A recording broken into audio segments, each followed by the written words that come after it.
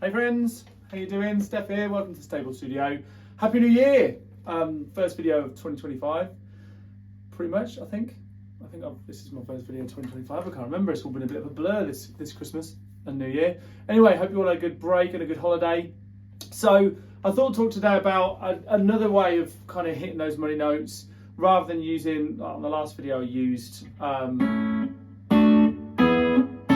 the triads in the key of A, right? And we were just hitting the triads with the chord changes. Today, I just wanted to center it around a minor pentatonic scale, like blues style, but targeting the major third, of the 4 and 5 chords. So that chord sequence at the beginning was A7, D7, back to A7, and then E7, and then it repeats. So nice and simple. I kept it simple, and all I was doing, I was targeting the major thirds of the D7 and the E7 when it changed to those chords, as well as the A7. Targeting the major third to that, and I think you guys, anybody that's seen my videos so far knows that I'm kind of a shapes guy. I visualize stuff on the fretboard. So on this particular kind of chord change, if you like, and this chord sequence, I'm targeting, like I said, I'm targeting the major thirds. So I'm seeing this shape everywhere, mainly on the lower 4 strings. So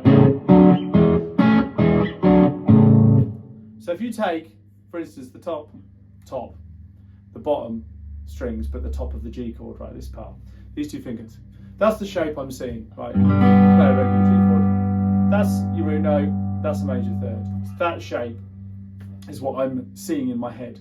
So then it doesn't really matter whether you know what note that is. It's a B, obviously, from the G, the major third is a B. And from an A, the major third is a C sharp. From the D, the major third is an F sharp. And then E, the major third is G sharp. But it doesn't really matter if you know what note the major third is called. If you know that shape, it will just work, right? So this shape, there's your A root note, there's your major third. There's your D root note, there's your major third. There's your E root note, there's a major third. So it doesn't matter. Snare drum's rattling in the background. I'll turn that off in a minute. So that's what I'm seeing. And then back to the A here. There's another A, because I've seen in this shape you've got another A here, and another one there, obviously, as well.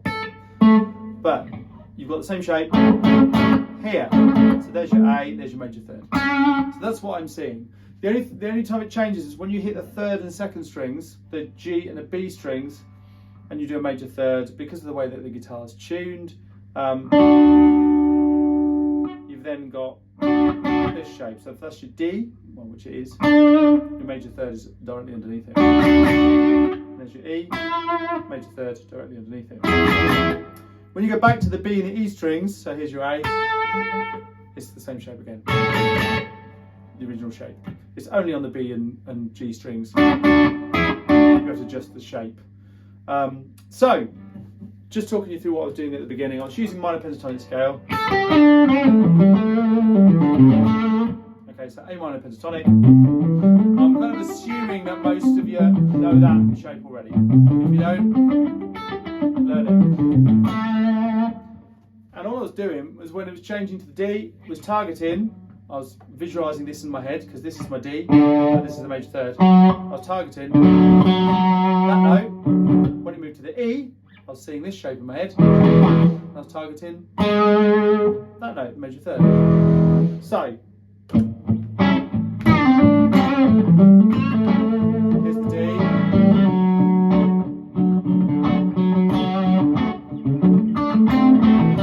Back to minor pentatonic. Now for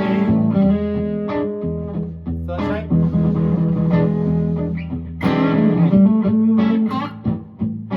Something else you can do. I never remember which switch is stop and which is play on the timeline. I'm getting there though.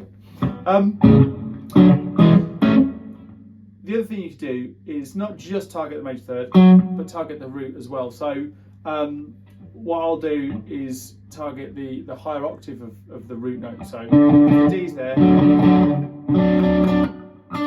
the octave is there. I'm sure you guys probably already know this. I'm probably teaching you how to suck eggs at this point, but finding an octave on the guitar, super simple. 2 down, 2 across. On the thickest four strings, it's the same pattern. So you've got an A there, 2 down, 2 frets up. You've got another root note, right? Same on the D, 2 strings down, 2 frets up. You've got another root note. So that's another way of finding your higher octave of that whatever note you're looking for. Again, it then just changes when you get to the B and the G and the B strings because of the way that the guitar's tuned. It's then 2 down and 3 frets up because of the way that the guitar's tuned. So when you get to the fourth, so actually it's the fourth string, you go down 2 and up 3 to find an octave. Anyway, I'm sure you probably find those notes already, but that's what I'm seeing in my head. So when it changes to the D, I'm hitting this note, which is an F sharp. You don't need to know what note it is, as long as you can see where your root note is and you know the shape, you're in. And the great thing about this method is that it fits within the minor pentatonic scale perfectly. You're pretty much nipping into some Mixolydian mode there for a minute.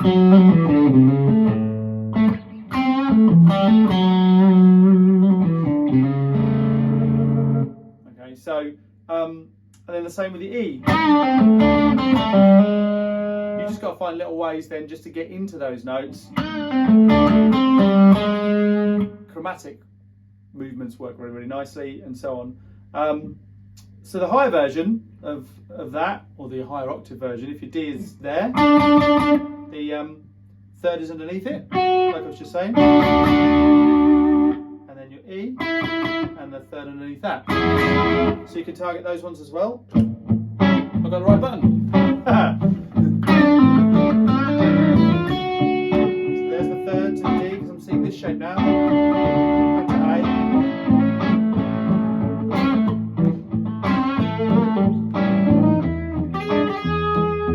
And then that shape.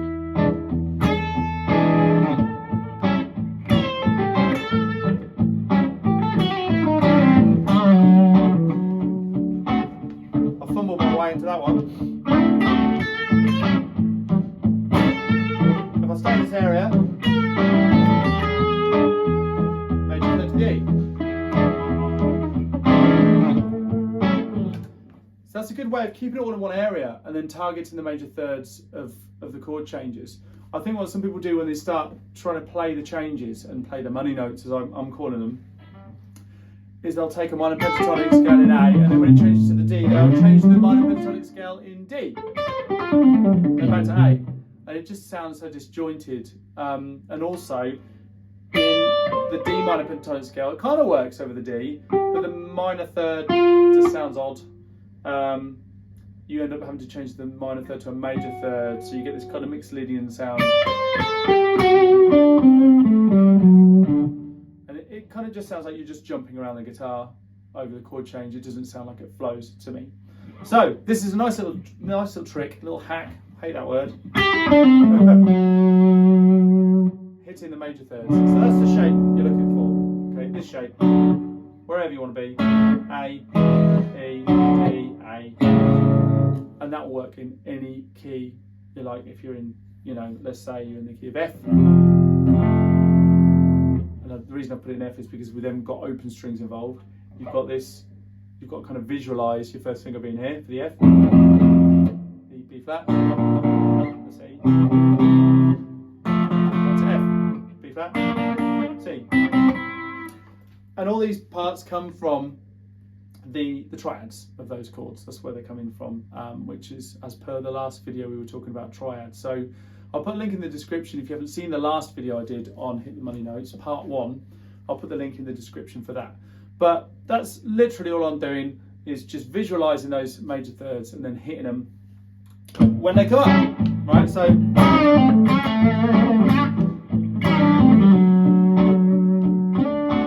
then the root note maybe.